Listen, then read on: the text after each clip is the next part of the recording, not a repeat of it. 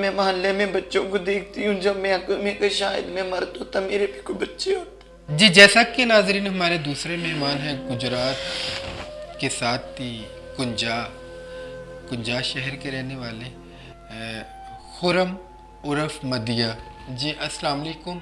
वालेकुम अस्सलाम जी, क्या हाल है जी साहब? ठीक ठाक हैं जी? शुक्र अल्लाह का, ठीक ठाक। आप सुनाओ, ठीक ठाक हैं? जी अल्हम्दुलिल्लाह ठीक ठाक हूँ, आपकी तबीयत ठीक दुआएं। है? जी शुक्र मालिक का, आपकी दुआएं। अच्छा मदिया, आपने सुना कि ये शादीशुदा ख्वाजा सरा, इनके बच्चे भी हैं, और ख्वाजा सराओं में क्या, जितना इन लोगों ने बताया, क्योंकि आप काफ़ी ज़्यादा ख्वाजा सराओं में रहते हैं, ऐसा ही मजबूर कर दिया जाता है कि इंसान को मजबूरन भी अपनी नस्ल तबाह करनी पड़ जाती है, अपनी ज़िंदगी के साथ इतना बड़ा जो हम लोग हादसा कर जाते हैं, अपनी ज़िंदगी को इतना बड़ा एक दुख दे जाते हैं। जी अस्सलाम वालेकुम। वालेकुम अस्सलाम। ये भी हैं, तो ये तो बहुत ज़्यादा परेशान थे, बहुत ही ज़्यादा परेशान थे। इनकी मैंने दास्तान सुनी है अपने घर में भी, तो मुझे तो दिली दुख हुआ है बहुत ज़्यादा। तो मैं अपने सारे काम छोड़ के इनको साथ लेके आऊँ एक इंसानियत के नाते पे, और मेरा कोई गुरु नहीं है, मैं इनकी चेला नहीं हूँ, हमारा आपस में कोई रिश्ता नहीं है। तो मैंने काफ़ी ज़्यादा ख्वाजा सरा देखे हैं जो शादीशुदा भी हैं।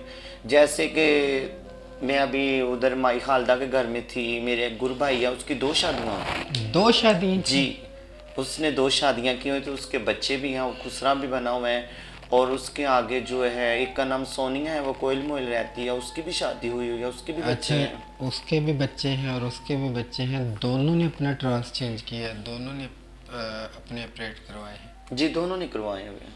तकरीबन मैंने अपनी ज़िंदगी में काफ़ी ज़्यादा ख्वाजा सरा देखे हैं जो शादीशुदा भी हैं और ऑपरेट हो। जब मैं सुनती हूँ तो मुझे बहुत दुख होता है। चलो हमने तो कुछ सेरे गाने नहीं बांधे थे, हमें तो मजबूर कर दिया जाता है ना, जैसे कि अपने घर पर छोड़ दिया, बाहर छोड़ दिया, हम सारी दुनिया छोड़ के इन खुसरों के पास ही रहते हैं।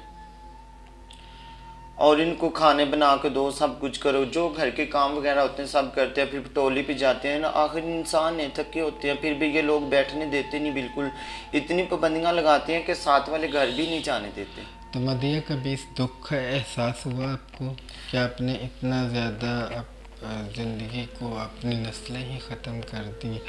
और ज़ाहिर सी बात है, एक दुख की बात है कि एक जेंडर को चेंज करना, मर्द से नामर्द होना, तो देखिए रूह का मामला है, हम रूह को तो तस्लीम कर लेते हैं, लेकिन अल्लाह के दिए हुए वजूद को भी हम लोगों को तस्लीम करना चाहिए। आखिर एक देखो, ये हमारे दीन और शरीयत के मुताबिक इसकी दोनों जगह पे इजाज़त नहीं है। हमारे दीन, शरीयत, आइन कानून के मुताबिक ये सब कुछ एक जुर्म है, तो आखिर दिल में एहसास आता होगा, तो तब क्या फील करते हैं, तब क्या महसूस करते हैं जब कभी बैठते हैं, दिल में आता है कि काश अल्लाह करे ये मुझसे काम ना होता, या मेरा कोई ना करवाता, तो मेरी शादी होती, तो मेरा एक मुस्तकबिल होता ज़िंदगी का। देखिए, क्योंकि रूह का मामला तो हम हर लिहाज से उसको सिलेक्ट कर लेते हैं, लेकिन हमें अल्लाह के दिए हुए वजूद को भी तो सिलेक्ट करना चाहिए ना। जी हाँ, वो मैं बात मानती हूँ बिल्कुल, ये बहुत बड़ा जुल्म है और हमने किया। मेरी तो यही कोशिश है कि हमने कर लिया जो करना था, जो आगे मर्द से ना मर्द बन रहे हैं वो ना बने।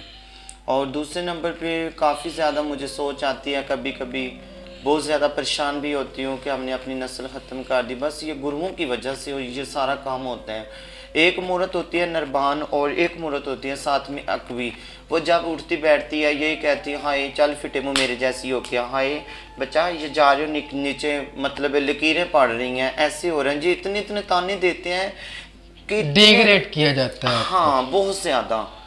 तो जब मेरे गुरु ने मुझे करवाया था, मैंने वो वीडियो आपकी जो मैंने पहले आपकी इधर आई थी दी थी, वो गुरु ने काफ़ी ज़्यादा मेरे साथ बातें की मैसेज पे, फिर मुझे वो मैसेज भी आए, मैंने सुने, मैंने भी उनका जवाब दिया।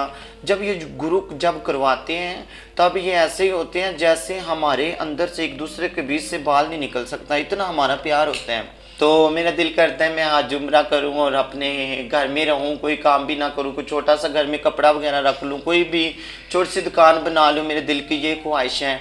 और मेरे जो मोहल्लेदार हैं वो बहुत अच्छे हैं, वो कहेंगे, वो मुझे भी कहते हैं इंशाल्लाह आपको हज उम्रा करवाएंगे।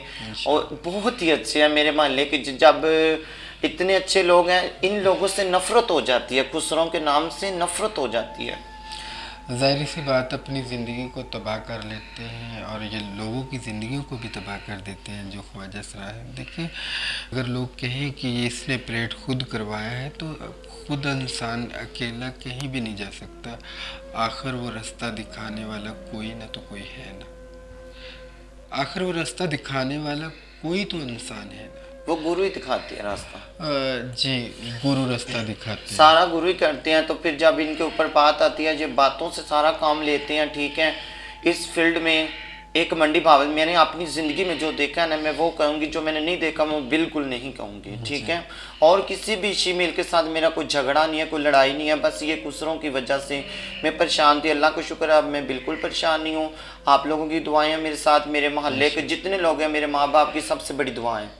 मैं तो कहती हूँ जिनका मैंने जो ऑपरेट करवाया है ना, जितनी मैंने खुसरों की खिदमत करनी है इतनी मैं अपने माँ बाप को करूँगा, तो हो सकता है अल्लाह मुझे माफ़ कर दे। मेरे माँ बाप मेरे लिए बहुत दुआएं करते हैं और मेरा मुर्शिद खाना भी बहुत अच्छा है। और मैं बस जब दुनियादारी देखती हूँ फिर ज़रा खुश हो जाती हूँ, जब अकेली होती हूँ फिर मुझे अपनी ज़िंदगी बहुत याद आती है। तो ये गुरु लोग बहुत जुल्म करते हैं। एक मैंने बस अपनी ज़िंदगी में देखा है, वो बात मैं अब कहने लगी हूँ। मंडी भावलदीन की है, बिल्ली नाम है उसका, असर खुंसी जो है ना, जिसे खुंसी कहते हैं, मतलब अभी तक पूरे पंजाब में हमारी फील्ड में जैसा कहा जा सकता है ख्वाजा सराओं की फील्ड में जो नाचने वाले मांगने वाले, उनमें से हमने एक पहले ख्वाजा सरा को देखा है जो इस फील्ड में है और लोगों को घरों पे जाता है, बधाइयाँ वगैरह लेता है।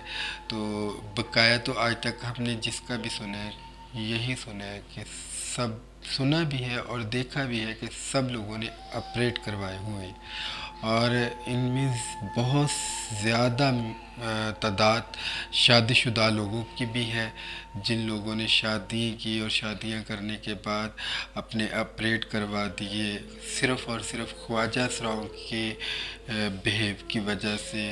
देखिए, अब अपने अम्मा जी को देखा, ये हमारे बुज़ुर्ग हैं, इनको देखा कि इनकी शादी हुई और इनके बच्चे भी थे और इनको मजबूर ही इतना कर दिया गया और करने के बाद लोगों को पता चल चुका है जिनके घरों में हम जाते हैं बधाइयाँ वगैरह लेने के लिए कि आप एक मर्द हो, लोग हमें डिग्रेड करेंगे, आप अपना पहले ऑपरेट करवाओ, अगर इधर रहना है, इस शहर में रहना है। तो इसके पीछे भी कोई एक वजह थी जो हम इन्हीं की ज़ुबानी सुनवाएंगे। इससे पहले हम मदिया से एक सवाल करेंगे। जी मदिया, आप ने बहुत से लोगों को देखा कि जो शादीशुदा थे और शादीशुदा होने के बाद उन लोगों ने अपने ऑपरेट करवाए। ये तो बहुत ज़्यादा अफसोसनाक लम्हा फ़िक्रिया है। अल्लाह ताला इन लोगों को हिदायत अता फ़रमाए। तो मदिया, ये लोग अपने घरों पे अकेले रहते हैं ख्वाजा सरा, जो ये चौधरी ख्वाजा सरा हैं, जिनकी वजह से ये सारे मामलात होते हैं, जो इलाक़ों के कागजात वगैरह ये इन लोगों के पास होते हैं, जिसकी बना पे ये ख़रीदो फ़रोख्त हो रही। क्या आपको भी इलाके की वजह से ये बेचा गया और जुल्म का निशाना बनाया गया? जी, इलाके की वजह से ये सब कुछ हुआ है, वरना मेरी बात सुने, जहाँ पे मैं तो ये कहती हूँ कि गदागारी का जो मांगते हैं खुसरे, उनकी कोई हदबंदी नहीं है, फ़कीर की कोई हदबंदी नहीं होती। ये कागज़ों की ही वजह से ये सारे मामलात मेरे साथ है और मेरा कोई दुश्मन भी नहीं है, कोई मेरी किसी के साथ लड़ाई नहीं, झगड़ा नहीं, बुरी नहीं, भली नहीं।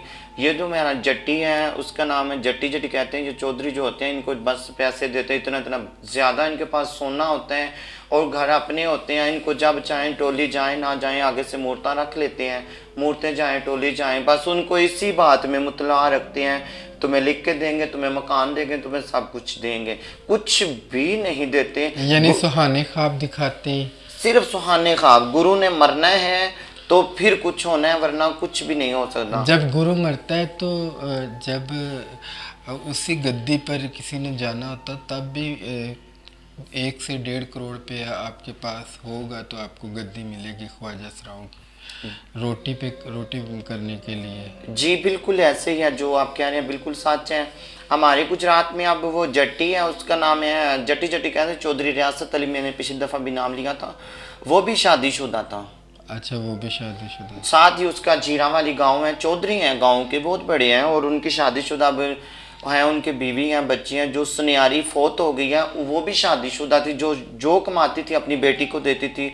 अभी जो जो फोत हो गई उसके कागज़ भी सुनियारी उसके पास ही पड़े हुए हैं, ठीक है।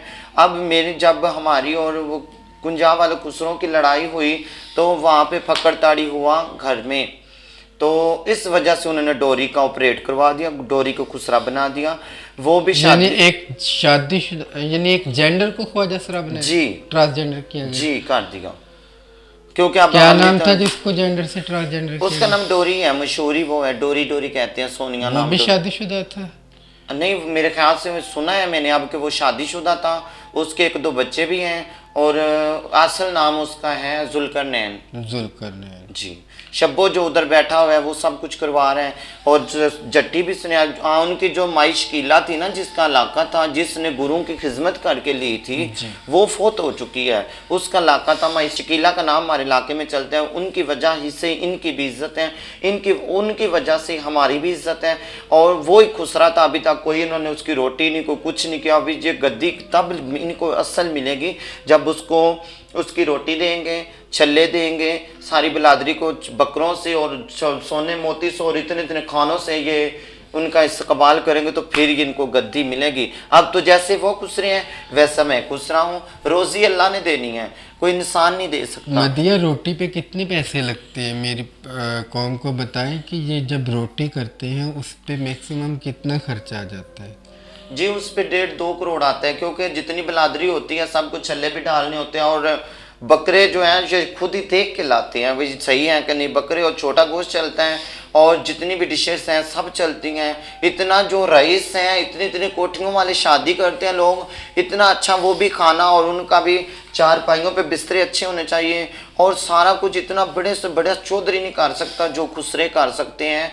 रोटियां बोटियां ये वो सोना मोती सब कुछ देते लेते हैं, सब कुछ इनके पास इतना होता है, कोई इनको चेलों की ज़रूरत नहीं होती। बस उनको आखिर ये पैसा इतना इन लोगों के पास कैसे आता है? ये 2-2.5 करोड़ आप बता रहे हैं कि 1.5-2-2.5 करोड़ के करीब करीब पैसे लगते हैं, सोने देते हैं, और उसमें नाच गाना भी होता है। क्योंकि मैंने अपनी व्यूवर्स को काफ़ी ज़्यादा अपने पिछले प्रोग्राम्स में भी दिखाया कि ये अपनी गुरु के 40वें पर या साल के ख़त्म पर आपस में रोटी कहते हैं, उसमें नाच गाना भी करते हैं, और अजीब सी रस्मात हैं। मैंने तो आज तक नहीं देखी, बस मैंने मूवीज़ के ज़रिए देखी। और काफ़ी मेरे ख्वाजा सरा दोस्त हैं जिन्होंने मुझे बताया भी, और काफ़ी ज़्यादा मैंने इनको मूवीज़ के ज़रिए देखा है कि जी फ़लाँ घर में रोटी है और उस पर 2-2.5 करोड़ खर्च आता है। और जिस ख्वाजा सरा के पास 2 से 2.5 करोड़ नहीं होगा तो वो कभी ख्वाजा सरा उसको मानने के लिए तैयार ही नहीं होंगे, क्योंकि वो ख्वाजा सरा कहते हैं कि आप रोटी दें अपने गुरु की, फिर आपको उस गद्दी पे बिठाया जाएगा। उस पर भी काफ़ी नाइंसाफ़ियाँ चलती हैं। हाल ही के दिनों में मैंने सुना है कि गुलाम अहमदाबाद यानी फैसलाबाद शहर में यानी कि एक गुरु के 2 चेले थे, दोनों की अलग-अलग ख्वाजा सराओं ने रोटी करवाई, और एक इसको मिस कर रहा है और दूसरा उसको, क्योंकि इन लोगों में ज़्यादातर जुल्म, तशद्दुद और नाइंसाफ़ियों के अलावा और कुछ भी नहीं मौजूद। तो मदिया 2-2.5 करोड़ के बाद रोटी करनी, तो आखिर वो पैसा कहाँ से आता है? चेलों को बेचते हैं जी, ये चेलों को भी बेचते हैं, और बाहर से जो चीनी आती है, जो आटा आता है, वो दाना आता है, दूध पुत्र वाले बहुत कुछ देते हैं, हमारी फ़कीरी का देते हैं, और हम लोग फ़कीर ये खुद बने हुए हैं। कौन सी फ़कीरी है कि एक अपनी ज़िंदगी के साथ जुल्म, और दूसरे नंबर पर दुनिया को गुमराह करना कि हम 1 नंबर ख्वाजा सरा हैं, हम ऐसे हैं, हम बद्दुआएं देंगे, आपको बद्दुआ लग जाएगी, हमारी दवाएं बहुत। ये कैसे फ़कीर हैं कि लोगों को, बच्चों को भी बेचना और ऑपरेट करवा के यानी अल्लाह की दी हुई अमानत में ख़यानत करना, शादी करना एक सुन्नत है, आप सल्लल्लाहु अलैहि वसल्लम की सुन्नत मुबारका को ख़त्म करना, तो उसके बावजूद ये अपने आप को फ़कीर कहते हैं, क्यों? ये ऐसे ही पता नहीं, ये फ़कीर ही कहते हैं, लो जी हमें फ़कीरी माँ मिल गई। फिर ये गोद भराई की जब सवा महीना नहाते हैं तो फिर ये गोद भराई की रस्म भी करते हैं। गोद भराई की रस्म मतलब है कि अच्छा मैंने अब सवा महीना नहाया है, हमारी गुरु आएगी, कोई हमारी गुराइयाँ होंगी, कोई हमारे चेले, कोई मुझे बालियाँ डालेगी, कोई छल्ला डालेगी, तो फिर मेरी गोद में वो फल डालेंगी, तो फिर मुझे सारी मिलेंगी, फिर मेरा जश्न करेंगे, नाच गाना होगा। यानी ऑपरेशन के बाद दुख का इजहार नहीं बल्कि खुशी का समा होता है। जी ऐसे ही होते हैं। अब तो ये ऐसी मेरे पास वीडियो पड़ी हुई हैं जो डोरी की अभी उन्होंने ऑपरेट करवा के उनकी खुशी की है, ढोल बज रहे हैं। यानी इस चीज़ पे उन लोगों को अफसोस नहीं हुआ कि क्या नाम लेते हैं, हम लोगों ने एक अल्लाह की अमानत में ख़यानत की है और अपनी आने वाली नस्लों को ख़त्म किया और अपने वालिदैन को इतना बड़ा दुख दिया कि वो जब उनको पता चलेगा कि वो इतना दुख होता है, अपनी ज़िंदगी में कुछ कर भी नहीं सकते। इनके लिए हम लोग घर छोड़ते हैं, बाहर छोड़ते हैं, अपने बहन भाई छोड़ देते हैं दूसरों की। मैं मोहल्ले में बच्चों को देखती हूँ, जब मैं कोई शायद मैं मर्द होता मेरे भी कोई बच्चे होते, इनको मैं पालती हूँ, मैं अपनी गोद में उठाती हूँ, बैठती हूँ। इतना ज़्यादा मैं तो ये कौम से कहना चाहूँगी, और जितने भी ख्वाजा असरा है, अल्लाह का वास्ता है, हमने अपनी ज़िंदगी तबाह कर लिया, बिल्कुल नहीं करना। इस फील्ड में कुछ नहीं पड़ा हुआ, झूठों की और चोरों की और बेमरादों की ये फील्ड है। इस फील्ड में बिल्कुल इंसाफ नहीं है हाजी साहब, किसी भी लिहाज से। जो भी मूर्त अब नरबान होना चाहती है बिल्कुल ना हो। इससे अच्छा है कि कोई नौकरी कर लो, कोई काम कर लो, किसी दुकान पे वर्कर रह लो। ऐसे इस फील्ड में कुछ नहीं सिवा दुख के कुछ नहीं पड़ा हुआ। जाहिर सी बात है, रूह मैं ये के साथ साथ नाचना तो मेरी से अपील है इनसे, मूर्तों से खास करके, मेरी किसी के साथ दुश्मनी। यकीन जाने ये बुजुर्ग बैठे हुए, मैंने इनका दुख सुना है कि मेरे बच्चे भी हैं, मैं शादीशुदा हूँ। यकीन जाने में ऐसे जैसे मर के मुक गई, मुझसे रहा नहीं गया। मैंने इनको खुद अपने साथ लेके आई हूँ। मैंने कहा खुसरे ने जो करना है कर ले, मुझे कोई टेंशन नहीं, अल्लाह ना करे। और माँ बाप की दुआएं में खुसरे कुछ भी नहीं कर सकते। अब हम इधर आए आग के झंडे के नीचे, जो भी करेगा हमारे साथ हुकूमत को फौरन पता चल जाएगा, जो मर्जी है ये करे इंशाल्लाह। अल्लाह के होगा। हम हक दा नारा जिंदाबाद, हक दा नारा जिंदाबाद, हक दा नारा जिंदाबाद। हम हर पल हर घड़ी आपके साथ हैं, जहाँ पे आप बुलाएंगे हम आपके पास आएंगे। जी नाज़रीन, एक दिन आएगा इंशाल्लाह हम मदिया जी के इलाके में, मदिया जी के घर में हम इनके मेहमान होंगे और आपको लाइव दिखाएंगे कि हम मदिया जी के घर पे पहुँचे हैं और इनके इलाके के लोगों से बातचीत भी करेंगे। जी नाज़रीन, सबसे पहले तो मैं शुक्रगुज़ार हूँ अल्लाह ताला की ज़ात की कि जिसने मुझे इस हक़ के नारे की आवाज़ की ताकत अता फ़रमाई। उस मालिक का शुक्र है कि मैं जितना भी उस मालिक का शुक्र अदा कर सकूँ उतना ही कम है। और उसके बाद अल्लाह के बंदों की, जिन लोगों ने मेरे चैनल को सब्सक्राइब किया, शेयर किया, लाइक किया और इस मुहिम को घर घर पहुँचाया, क्योंकि ये आने वाली नस्लों का मामला है। क्योंकि हक़ की बात को शेयर करना और इसमें हिस्सा लेना सदका जारिया है, क्योंकि हमारे आने वाले बच्चों के मामलात हैं, इसमें हमने आने वाली नस्लों को बचाना है। इसी पे मैं आपसे इजाज़त चाहता हूँ। मैं हूँ आपका मोहसिन और आप देख रहे हैं मोहसिन पेंटी ऑफिशियल। शुक्रिया।